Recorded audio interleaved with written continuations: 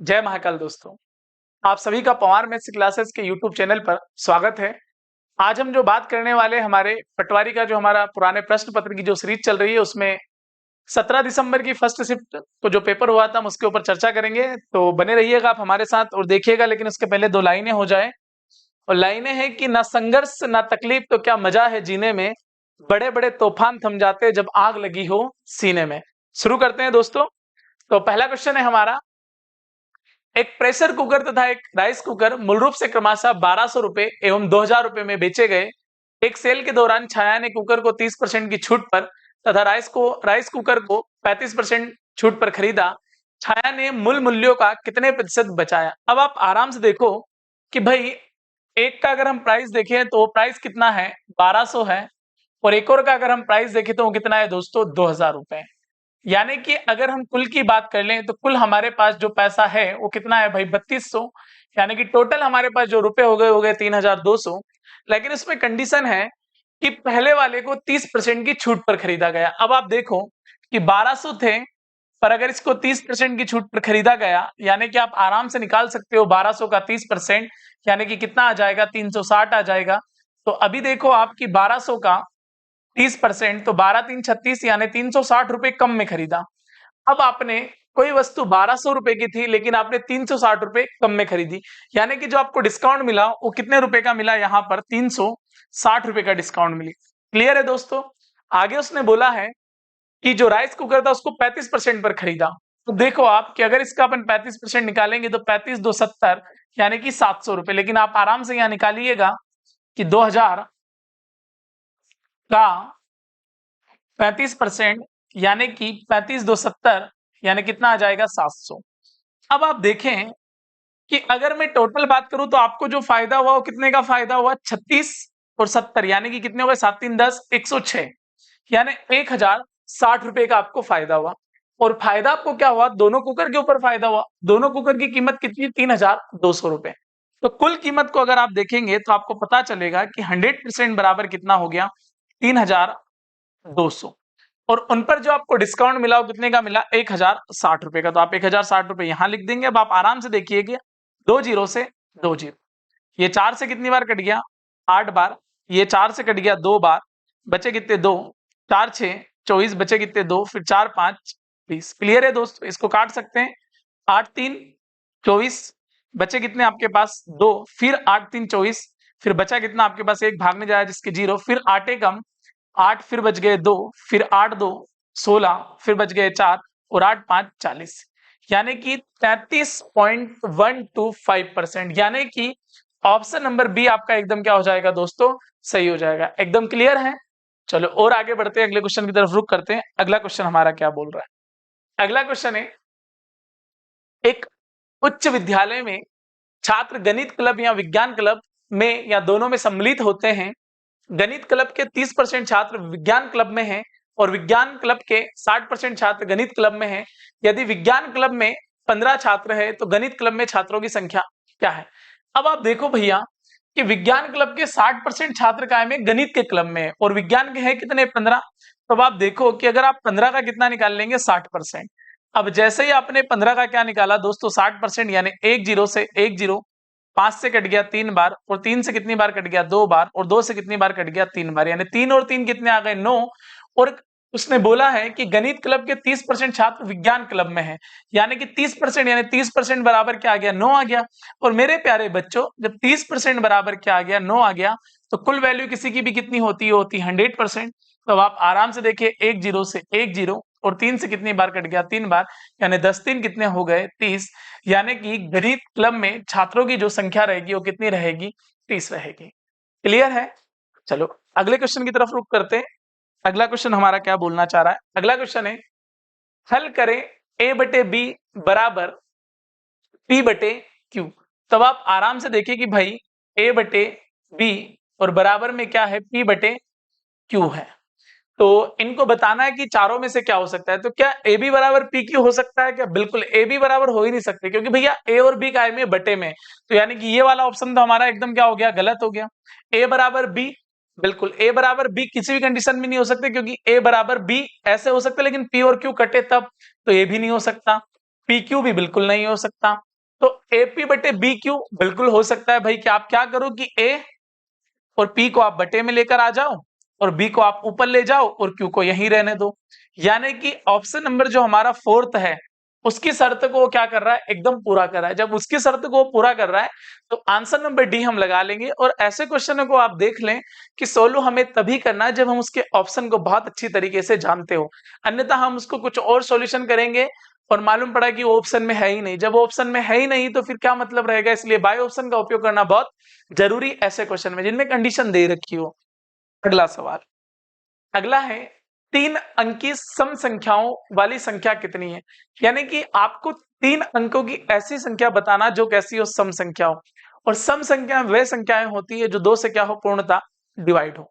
तो आप देखो 3 अंकी, तो 3 अंकी सम संख्या चालू कहां से हो जाती है भाई, ये 100। इसके बाद कितना आ जाएगा 102 और इसके बाद कितना आ जाएगा 104 और डेस डेस डेस डेस डेस आप 3 अंकों तक कहां पहुंच सकते हो, 998 तक। क्योंकि अगर आप 1000 तक गए तो 4 अंकों की सबसे छोटी संख्या हो जाती है। अब मुझे बताओ कि अगर कोई सीरीज है और हमें बताना है कि इसमें कितने पद है, तो आप ऐसा आराम से कर सकते हो कि कैसा भाई, n बराबर यानी पदों की संख्या यानी कि अंतिम माइनस प्रथम और बटे में क्या, अंतर और प्लस में क्या, 1। अब आप आराम से देखो कि अंतिम कितना है, अंतिम है अपने पास 998 और प्रथम कितना है अपने पास 100 और इनमें अगर अपन अंतर देखेंगे तो कितने का आएगा, 2 का और प्लस 1। अब आप आराम से देखो कि अगर 998 में से 100 जाएगा तो बचेगा कितना, 898। यानी ये लिख दिया 898 और डिवाइडेड बाय 2 और प्लस के कितने 1। अब आप आराम से देखो भाई ये कितना हो जाएगा, 2 एकम 2, 898 और 2 कितने हो गए 900, यानी कि 900 बटे 2, यानी कि आपका जो आंसर बनेगा वो कितना बनेगा, 450 बनेगा। यानी कि ऑप्शन नंबर सी आपका एकदम क्या हो जाएगा, सही हो जाएगा, है ना। ऐसा क्वेश्चन आता रहता है। अगर वो पूछ ले कि भाई 2 अंकी सम संख्याओं की संख्या पूछ ले तो आप ऐसे स्टार्ट कर देंगे 2 4 6 8 और कहां तक 98 तक और फिर n बराबर अंतिम माइनस प्रथम बटे अंतर प्लस 1 भी आप यहां करके अगला क्वेश्चन निकाल सकते हो। क्लियर है दोस्तों। चलो और अगले क्वेश्चन की तरफ बढ़ते हैं। अगला क्वेश्चन क्या है, अगला क्वेश्चन है यदि एक समलंब की 2 समांतर भुजाओं का योगफल 16 वर्ग सेंटीमीटर है तथा क्षेत्रफल 48 वर्ग सेंटीमीटर है तो समलंब की ऊंचाई क्या होगी। अब सबसे पहले तो आप ये समझो कि समलंब क्या होता है। यानी कि दोनों के लंब एकदम कैसे हो भाई, बराबर हो। और आप आराम से देखो कि इसकी ऊंचाई उसने अपने को दे रखी है और ऊंचाई कितनी दे रखी है उसने, सॉरी ऊंचाई अपने को फाइंड आउट करना है, लेकिन एक भुजा अगर ये x और ये क्या है y है। क्लियर है एकदम। तो अगर अपने को समलंब चतुर्भुज का क्षेत्रफल निकालना है तो उसका क्षेत्रफल होता है 1/2 समांतर भुजाओं का योग और इंटू में क्या आता है, ऊंचाई। और क्षेत्रफल अपने को दे रखा, उसने क्षेत्रफल कितना दे रखा, 48 दे रखा। अब आप आराम से देखो कि 1/2 और भुजाओं का जो हमें योग दे रखा हो कितना दे रखा है, 16 और इंटू में क्या आ जाएगा h और बराबर में क्या, 48। तो आप आराम से देखो 16 से कितनी बार कटा, 3 बार और 3 2 कितने आ गए, 6 आ गए। क्लियर है दोस्तों। यानी कि ऑप्शन नंबर बी आपका एकदम क्या हो जाएगा, सही हो जाएगा। यानी कि आपको अगर बेसिक कॉन्सेप्ट आपके क्लियर है तो मैं नहीं चाहता हूं, मैं ये जानता हूं कि आपका बहुत अच्छे से आंसर बन जाएगा। कभी भी ऐसा नहीं होगा कि आपके आंसर नहीं बनेंगे, बस आपको कोशिश इतनी सी करना है कि लगातार आपको प्रयासरत रहना है। चलो अगले क्वेश्चन की तरफ बढ़ते हैं। अगला क्वेश्चन क्या है, अगला क्वेश्चन है 2 की पावर 5 इंटू 2 की पावर 3 और अपॉन में 2 की पावर 4। यानी कि 2 की पावर 5 इंटू 2 की पावर 3 और अपॉन में क्या, 2 की पावर 4। आधार समान होने पर घातें हमेशा जुड़ती है। यानी कि दोनों के आधार समान है तो 5 और 3 कितने हो गए, 8, यानी 2 की घात कितना हो गया 8 और नीचे कितना बचा, 2 की घात 4। आधार समान होने पर ऊपर जाके घातें कैसी हो जाती है, माइनस हो जाती है। यानी कि 8 में से 4 गए तो बचे कितने, 4, यानी 2 की घात 4 और 2 की घात 4 को आप क्या बोल सकते हैं, आराम से 16 बोल सकते हैं। यानी 2 की घात 4 का मतलब होता है 2 इंटू 2 इंटू 2 इंटू 2, 4 बार 2 4 8 16। यानी कि आपका जो आंसर बनेगा वो सी नंबर वाला एकदम क्या हो जाएगा दोस्तों, सही हो जाएगा। क्लियर है यहाँ तक।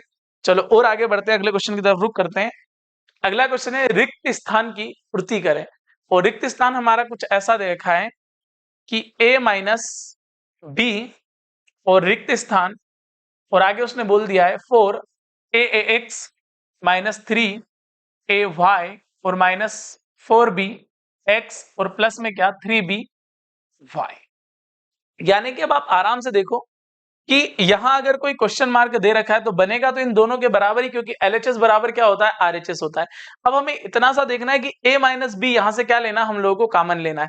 तो अब आप आराम से देखो कि अगर मैं यहां से कॉमन ले लूं क्या a, तो ऊपर क्या बच जाएगा, ये बच जाएगा 4x माइनस 3y। क्लियर है।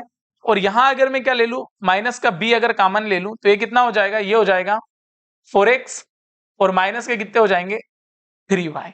तो अब आप आराम से देखो कि भाई ये क्या बन गया, ये बन गया a माइनस बी, और ये क्या बन गया, ये बन गया 4x माइनस 3y। क्लियर है। अब देखो 4x माइनस 3y कहां दिख रहा है, यानी कि ऑप्शन नंबर बी में हमें दिख रहा है। यानी कि यहां हम ऐसा कर सकते हैं कि a माइनस बी और इंटू में क्या क्वेश्चन मार्क, ये दोनों कट गए, यानी आंसर कितना आ गया बी वाला, यानी 4x माइनस 3y हमारा आंसर एकदम क्या हो जाएगा, सही हो जाएगा। या आप ऐसा भी कर सकते हैं कि आप बाय ऑप्शन भी उसे उठा लें तो भी आपका आंसर आसानी से बन जाएगा। चलो और आगे बढ़ते हैं, अगले क्वेश्चन की तरफ रुक करते हैं। औसत ज्ञात करो। एक क्वेश्चन इसका तो सालों से बनता आ रहा है, बनता आते ही, और बहुत सरल क्वेश्चन है। यानी कि औसत ज्ञात करो, यानी सबको जोड़ दो और भाग दे दो। 2 और 6 8, 8 और 6 14, 14 और 7 21, 21 और 9 कितने हो गए 30, 30 का 0, कैरी आउट कितना किया 3, 1 और 4 5, 5 और 2 7 और 7 14, 14 और 1 15, 15 और 3 कितने हो गए 18, और है कितने 1 2 3 4 और 5। तो भैया कितना हो जाएगा, ये हो जाएगा 5 3 15 और बचे कितने 3, यानी 5 6 30। यानी कि ऑप्शन नंबर ए आपका एकदम क्या हो जाएगा दोस्तों, सही हो जाएगा। क्लियर है। यानी कि ऑप्शन नंबर ए लगाएंगे और आप लोग आगे बढ़ जाएंगे। चलो और आगे बढ़ते हैं अगले क्वेश्चन की तरफ। अगला क्वेश्चन है 15/74 के दशमलव विस्तार में 2000वां दशमलव अंक क्या होगा। तो अब आप आराम से देखिएगा दोस्तों कि बंदा क्या बोलना चाह रहा है। ये बोलना चाह रहा है 15/74, यानी कि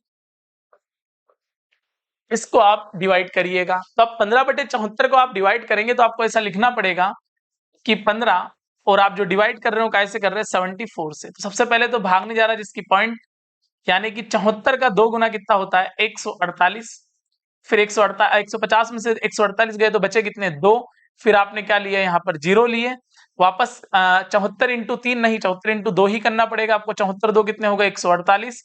उसके बाद कितने बचे आपके पास 200 में से 148 गए तो बचे कितने हमारे पास 52, फिर 0 लिया हमने, सत्तू सत्तू गुण 50 कर सकते हैं हम आराम से, यानी 7 4 28, कैरी आउट कितने किया हमारे पास 2, और सत्तू सत्तू 49 और 2 कितने हो गए 51, यानी कि वापस 520 में से 18 गए तो बचे कितने 2, यानी वापस हम कहाँ आ गए, यहाँ आ गए। यानी फिर हमारा रिपीट होता चला जाएगा। तो यानी कि हम ऐसा बोल सकते हैं कि 0.227 के ऊपर क्या आ जाएगा 12 आ जाएगा। जब इसके ऊपर क्या आ जाएगा 12 आ जाएगा, तो हमें पता है कि हमें चाहिए 2000वां दशमलव अंक। अब आप देखो कि रिपीट क्या हो रहे हैं, 3 हो रहे हैं। तो आप ऐसा कर सकते हैं कि 2000 में अगर आप 3 का डिवाइड करेंगे तो 3 6 18, फिर 2 बच गए, फिर 3 6 18, फिर 2 बच गए, फिर 3 6 18, यानी आपके पास जो शेष बचा वो कितना बचा भाई 3 6 18, 3 6 18, 3 6 18, यानी शेष कितना बच गया आपके पास 2 बच गया। यानी आपको देखना है कि दूसरे नंबर पे आपका अंक कैसा आएगा। तब आप आराम से देखो कि दूसरे नंबर पे अंक आपका कितना आ रहा है 2 आ रहा है, यानी कि ऑप्शन नंबर ए आपका एकदम क्या हो जाएगा दोस्तों, सही हो जाएगा। क्लियर है। चलो और आगे बढ़ते हैं। अगला क्वेश्चन है संख्या 999,999 इसे विभाज्य नहीं है, किससे नहीं है। तो अब देखो भाई 9, बिल्कुल भैया 9 से विभाज्य हो जाएगा, 9 से दिख ही रहा है, 11 9 99, 11 9 99, 11 9 99, इससे भी डिवाइड हो जाएगा, और 99 से भी डिवाइड आराम से हो जाएगा। अरे 99 जीरो, फिर 99 जीरो, फिर 99, तो बचा क्या, सिर्फ यही बचा, यानी कि हमारा जो राइट आंसर होगा वो क्या होगा, सी वाला। ऐसे क्वेश्चन को आपको हमेशा ऑप्शन देखकर ही करना है। अगर आप ऑप्शन देख के करेंगे तो बहुत आसानी से उसके आंसर आपसे बन जाएंगे, है ना। अब यहाँ नियम मत लगाना कोई सा भी, भाई सिंपल है, जो संख्या दे रखी है, अब जरूरी थोड़ी 99 99 11 11 ही दे, कुछ और भी दे सकता है, कुछ और दे तो वहां पर आपको आपके माइंड का दिमाग से उपयोग लेना है और माइंड का बेहतर तरीके से उपयोग करना है। तो जितने भी आपके कॉन्सेप्ट हो इन द 1 सेकंड आपको याद आ जाएंगे, तो आप सॉल्यूशन कर लेंगे उनका। चलो भाई अगले क्वेश्चन की तरफ रुक करते हैं। दिए गए क्रम में अगला पद क्या होगा। बहुत बढ़िया भाई, मतलब एक सीरीज का क्वेश्चन आ गया, रीजनिंग का एक क्वेश्चन आता ही है। 15 100 21 94 27 88 और 33। अब आप देखो भाई 15 और 6 21 और 6 27 और 6 कितने हो गए 33, और 100 94 यानी माइनस के 6 तो अगली बार भी क्या आएंगे भाई, माइनस के ही 6 आएंगे। तो अब 88 में से 6 गए तो आ कितने जाएंगे 82 आ जाएंगे, यानी कि ऑप्शन नंबर आपका सी एकदम क्या हो जाएगा दोस्तों, सही हो जाएगा। यानी कि आंसर 82 यानी ऑप्शन नंबर सी हो गया। चलो आगे बढ़ते हैं। अभी जया की आयु से भरत की आयु का अनुपात क्रमशः 3:2 है। देखो भैया, एक जया है और एक कौन है, भरत है, जिनकी आयु का अनुपात कैसा है, 3:2 है। अभी आगे बोल रहा है कि 10 वर्ष पूर्व यह अनुपात 4:1 था। भाई कैसे, 10 वर्ष पूर्व जो अनुपात था वो कैसा था भाई, 4:1 था। अब आप देखो कि दोनों में अंतर कितने का, यहां भी अंतर 1 का और यहां भी अंतर 1 का, यानी 1 बराबर कितना आ गया, 10 आ गया। जब 1 बराबर 10 आ गया तो उसने पूछा है कि 5 वर्ष पश्चात जया की आयु क्या होगी। तो अभी जया कितनी है, 3 है, यानी कि आप इसमें 3 गुना 10 कर देंगे तो जया की उम्र अभी कितने साल आ जाएगी, 30। उसने पूछा है 5 साल, 5 वर्ष पश्चात क्या होगी। तो जो जया है भैया वो 5 वर्ष पश्चात कितने की होगी, तो 5 वर्ष पश्चात कितने की हो जाएगी, 35 वर्ष की। यानी कि हमारे ऑप्शन दे नहीं रखे, लेकिन आप आंसर 35 लगाएंगे और आगे बढ़ जाएंगे। चलो भाई अगले क्वेश्चन की तरफ। वर्तमान में पिता और पुत्र की आयु का अनुपात 7:3 है। देखो आप भाई, एक कौन है पिता और एक कौन है पुत्र है, जिनकी आयु का अनुपात कैसा है, 7:3 है। 10 वर्ष पश्चात यह अनुपात 2:1 होगा। देखो भाई कब, 10 वर्ष पश्चात अनुपात कैसा हो जाएगा, 2:1। अब यहाँ कोई अंतर हमें ठीक दिख नहीं रहा, तो आप आराम से 7 एकम 7 कर लीजिएगा और 3 2 क्या कर लीजिएगा, 6। यहाँ अंतर 1 का और यहाँ भी अंतर 1 का, जो भी अंतर आए आप यहाँ रख दीजिएगा, यानी ये 1 1, यानी आंसर कितना आ गया, 10। यानी 1 का वैल्यू कितना आ गया, 10। उसने पूछा है पुत्र की वर्तमान आयु क्या है, तो पुत्र कितने का है, 3 का है। तो आप 3 में 10 का गुना कर देंगे तो आपका आंसर इन द 1 सेकंड क्या आ जाएगा, 30 वर्ष आ जाएगा। यानी कि ऑप्शन नंबर ए आपका एकदम क्या हो जाएगा दोस्तों, सही हो जाएगा। क्लियर है। चलो और अगले क्वेश्चन की तरफ बढ़ते हैं। अगला क्वेश्चन हमसे क्या बोलना चाह रहा है, अगला क्वेश्चन है, बेंगलुरु बेंगलुरु बेंगलुरु में जहां जहां बेंगलोर शब्द की पुनरुक्ति 20 बार हुई है, उसमें सभी विषम स्थान अक्षरों को पहले हटा दिया गया और बाद में शेष अनुक्रमिक सूत्र से भी हटाया गया। शेष अंतिम अक्षर क्या होगा। तो बेंगलुरु नहीं है भाई, वो बेंगलुरु है, यानी BENGALUR। अब सबसे पहले बंदा ये बोलना चाह रहा है कि विषम विषम को हटाना है, यानी किसको हटाना है, 1 को हटाना है, 3 को हटाना है, 5 को हटाना है और किसको हटाना है, 7 को। बचा क्या, वो बचा EGL और R। फिर विषम को हटाना है, हटा दिया। बचा कौन, G और R। फिर विषम को हटाना, हटा दिया, यानी बचा क्या, R। तो अंतिम अक्षर क्या होगा, R होगा। यानी कि ऑप्शन नंबर सी हमारा एकदम क्या हो जाएगा दोस्तों, सही हो जाएगा। क्लियर है। और आगे बढ़ते हैं, अगले क्वेश्चन की तरफ रुक करते हैं। यदि कोई व्यक्ति 4 घंटे में 8 किलोमीटर तक चलता है। देखो भाई, कोई व्यक्ति है जो 4 घंटे में कितना चलता है, 8 किलोमीटर चलता है। जब 4 घंटे में 8 किलोमीटर चलता है तो उसकी चाल कितनी हो गई भाई, 2 किलोमीटर प्रति घंटे। अब आगे वो बंदा बोलना चाह रहा है तो उसके द्वारा 24 किलोमीटर की दूरी तय करने में लिया गया समय क्या है। भाई दूरी कितनी है उसकी, 24 किलोमीटर। तो आप आराम से क्या करेंगे कि 2 से भाग दे देंगे तो लग जाएंगे उसको 12 घंटे, यानी 24 किलोमीटर की दूरी वो कितनी देर में तय करेगा, तो 12 घंटे में 24 किलोमीटर की दूरी क्या कर लेगा दोस्तों, तय कर लेगा। चलो और आगे बढ़ते हैं अगले क्वेश्चन की तरफ। और अगला क्वेश्चन है, 15 वर्ष पूर्व अतुल कमला से आयु में आधा था, यदि उनके वर्तमान आयु का अनुपात कैसा हो, 2:3 हो। देखो भाई, एक तो कौन है, अतुल है, और एक कौन है, कमला है। तो देखो भाई, 15 वर्ष पूर्व अतुल कमला से आयु में आधा था, किससे मतलब कमला बड़ी हो गई, यानी कि अतुल और कमला की वर्तमान आयु का अनुपात कैसा था, 2:3। और कितने वर्ष पूर्व, 15 वर्ष पूर्व कैसा था भाई, आधा था, यानी ये 2 होगा तो ये कितना होगा, 1। अब आप आराम से देखिए कितना हो गया भाई, 3। ये 2 और 2 कितने हो गए, 4। अंतर कितने का, 1 का। इधर भी अंतर कितने का, 1 का। अब आप देखो 1/1 अगर लेंगे तो आंसर कितना आ जाएगा, 15। अब उसने पूछा है तो उनकी आयु का पूर्ण अंतर कितना होगा। तो आयु का अंतर हमेशा क्या होता है, समान ही होता है। तो देखो 2 और 3 में आयु का अंतर कितने का, 1 का। और 1 बराबर क्या है हमारे पास, 15। यानी उनकी जो आयु में अंतर होगा कितने का होगा, 15 वर्ष का होगा। यानी कि ऑप्शन नंबर सी हमारा एकदम क्या होगा दोस्तों, सही होगा।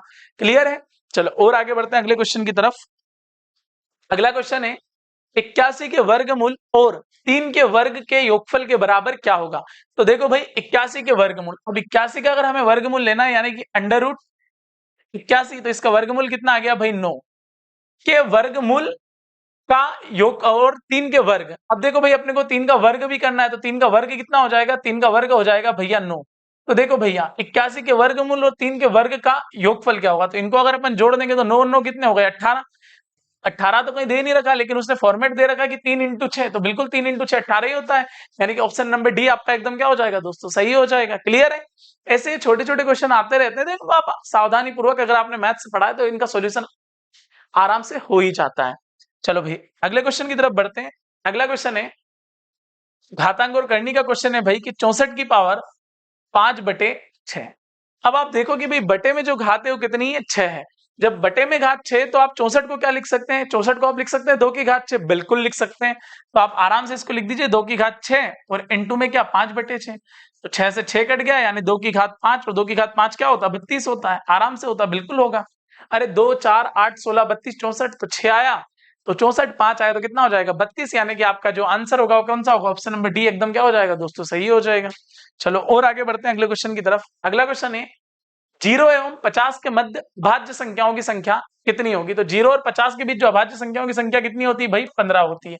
यानी 1 से 25 तक 9 और 1 से 50 तक अभाज्य संख्याओं की संख्या कितनी होती है, 15 होती है। ये डाटा आपको याद होना चाहिए। चलो भाई अगले क्वेश्चन की तरफ बढ़ते हैं। 5 मिठाइयों का मूल्य 1 मिठाई से 12 रुपए अधिक है। तो अब भैया बताओ कि 5 मिठाइयों का मूल्य 1 मिठाई से 12 अधिक है, तो 5 और 1 में अंतर कितने का हो गया, 4 का। यानी 4 मिठाई का मूल्य कितना हो गया, 12। जब 4 मिठाई का मूल्य 12 हो गया तो 1 का कितना आ जाएगा, 3 आ जाएगा। यानी ऑप्शन नंबर आप क्या लगाएंगे, 3 लगाएंगे, बी लगाएंगे और आपका आंसर एकदम क्या होगा दोस्तों, सही होगा। क्लियर एकदम। चलो भाई फिर हमारी मुलाकात होती है अगले वीडियो में, तब तक के लिए जय हिंद जय भारत।